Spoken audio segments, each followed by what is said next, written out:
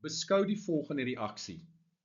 Die sterkste basis in die bostaande reaksie is, die korrekte antwoord is B.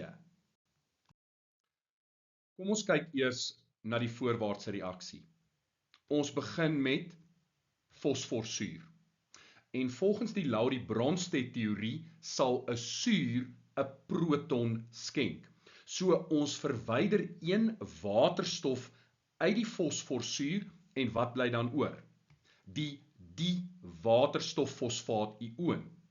So die waterstoffosfaat-ioon is die gekonjugeerde basis van fosforsuur. So ons kan met ander woorde sê dat A is 'n opsie, want dit is 'n basis. Nou kom ons kyk na die terugwaartse reaksie. In die terugwaartse reaksie is koolsuur die suur. Ons verwyder 'n waterstof-ioon en kry dan die gekonjugeerde basis en dit is die waterstofkarbonaat-ioon. Met ander woorde, ons tweede basis in hierdie reaksie is die waterstofkarbonaat-ioon. En nou is die vraag, watter een van daardie twee is die sterker basis?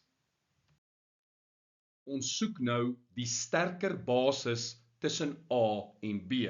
En om dit te doen, onthou ons uit ons teorie dat 'n sterk suur 'n swak gekonjugeerde basis lewer, terwyl 'n swak suur 'n sterk gekonjugeerde basis lewer. So eintlik wat ons moet doen is, ons moet kyk na die fosforsuur en ons moet kyk na die koolsuur. En ons moet daardie twee met mekaar vergelyk. Nou fosforsuur is sterker as koolsuur. Koolsuur is die swakker suur. So koolsuur gaan die sterker gekonjugeerde basis lewer. En die antwoord is dus B, die waterstofkarbonaat-ioon.